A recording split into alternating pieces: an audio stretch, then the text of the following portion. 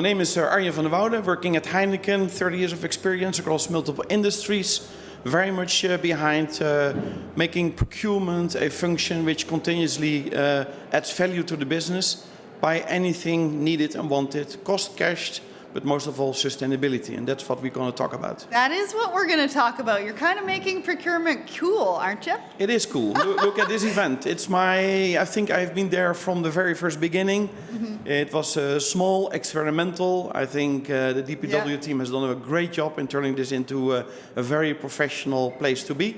Love it. And I think if you're looking for inspiration, then this is where you need to attend. Well, and you've been in the industry, like you said, for 30 years. You've got 30 years of leadership experience. Talk to us about how you affect change and create value across Heineken as a leader. It's a good question and a topic close to my heart. I think I always say that it comes with taking some personal risks.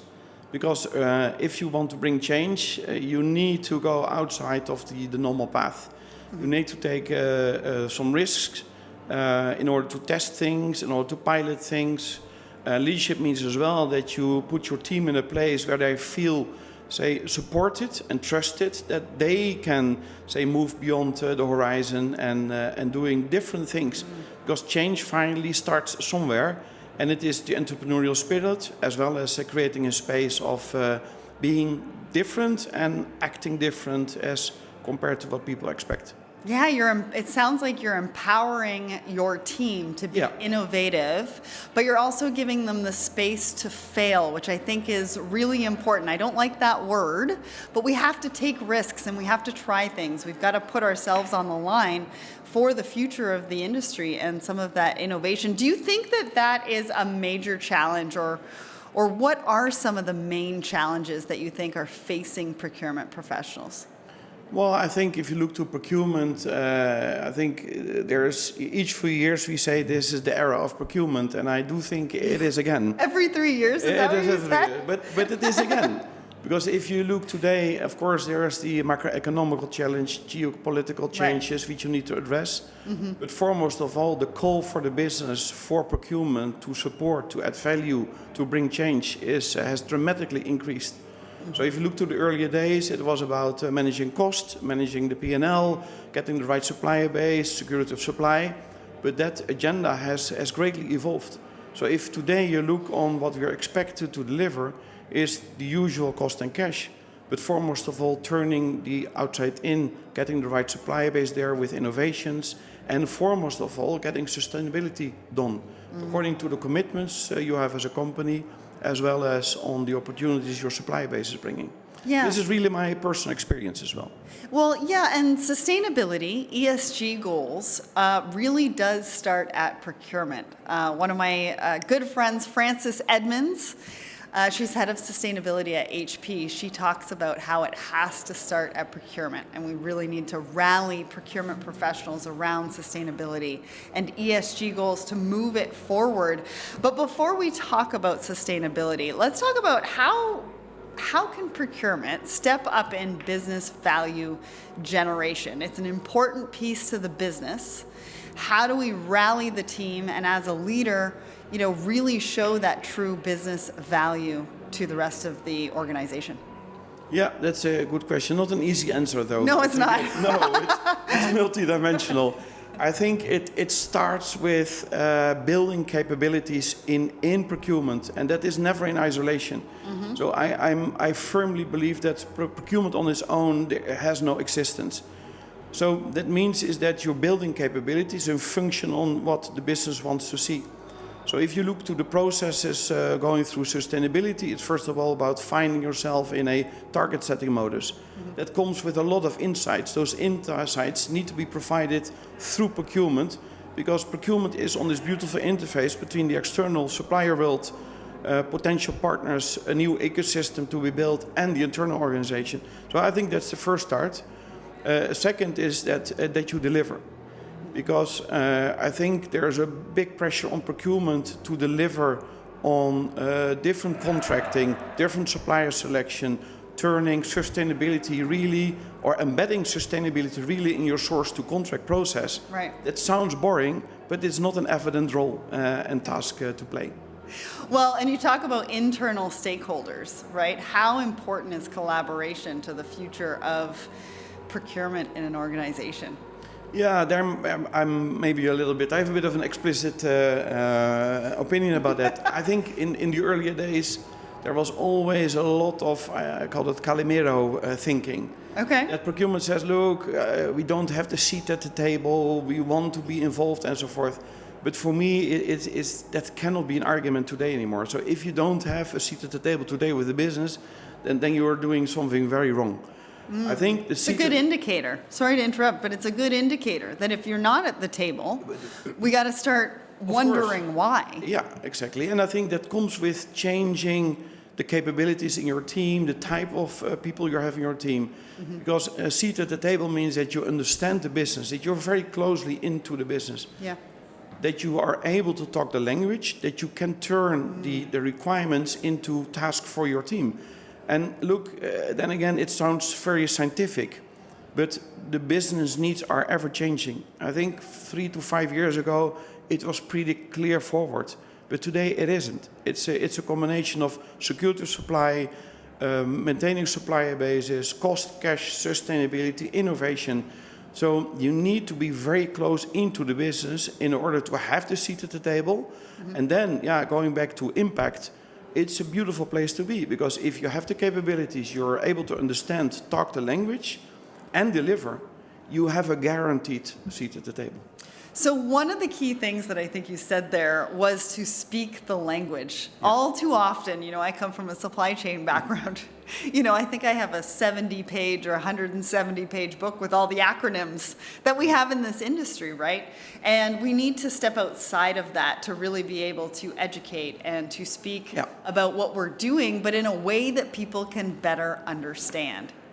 That's certainly true. So if you look today to the teams, and the ones I'm overlooking is that this is all individuals which are able to turn complexity in simplicity. Right. Because if you go with a typical, like maybe earlier days procurement approach, you will never entertain the people. You cannot educate your stakeholders. So you need to be able to turn complexity into simplicity, and then embedding it in the business language. Mm-hmm. So reading the P&L, knowing what financials is, knowing how to read the balance sheet, and knowing what supply chain in this case really wants in terms of enabling growth and securing supplies for goods and services. Such great advice. Now let's talk about sustainability. How can procurement really accelerate the realization of sustainability goals?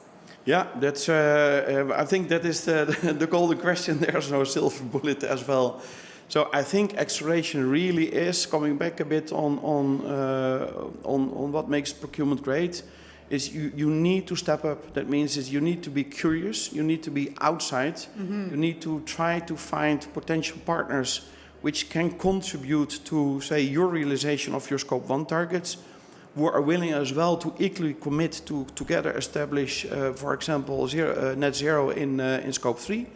And foremost of all, that you have, say, the right team in place with the right capability and the right mindset. Yeah, and that they're curious as well.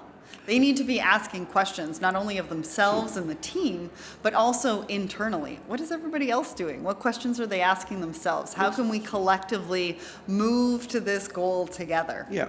Right? No, that's true. And I think an important element as well to add is risk management. Mm-hmm. So risk management in the previous days is about security of supply, on time in full, and so forth. That is the bread and butter, I think, of supply chain procurement together. But I think risk management has a lot to do with, say, fulfilling, being compliant to what regulations are increasingly asking, is as well on forecasting, say, opportunities and risk ahead of you. Yes. By climbing back into your supply chain. So not tier 1, but tier 2 and tier 3.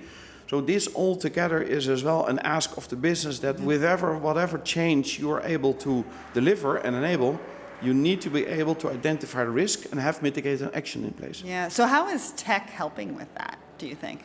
Yeah, tech comes, of course. Yeah, tech. I think it's very much about reporting.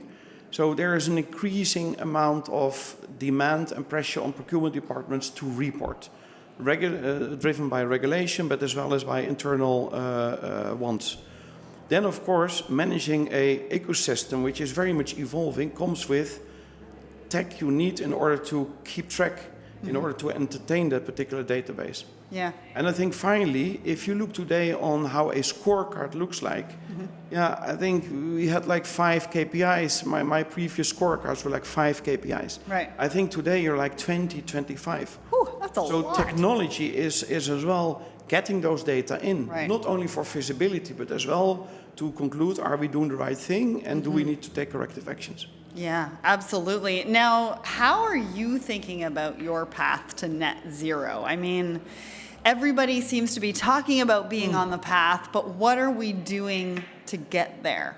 And I think if you can share what you're doing and how you're doing it, or maybe how you're thinking about it, we can help others in how they think about it, take action every day. Yeah, no, it's. I think I would like to make a distinction between, say, net zero, scope 1, 2, and 3. So net zero 1, 2 is about your own scope, your own logistics, your own production units. I think there it is about finding the right technology, the technology partners to help you in order to turn your operations net zero. There again, if you look, for example, to renewable electricity, find partners with whom you can make scale. Because often, if you go site after site, everybody is going through its own journey. So if I look back to Heineken specifically, is that we did a virtual PPA. We did it with Philips, Nordion partners, and we did it a scale in Europe. It took a couple of years, but the impact was much more bigger than on our own. Scope 3, I think it's the most challenging part, because Scope 3 by design brings companies together.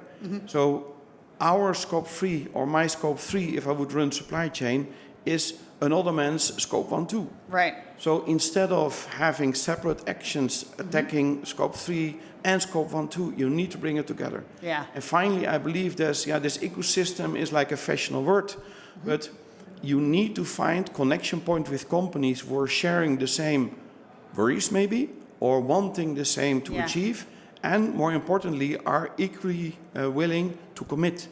Because there is no free ride. So wanting to be with a company to do something right is nice, and there is many connection points to be made, but finally it's about equally chipping in on and making commitments, both in resources as well as financials.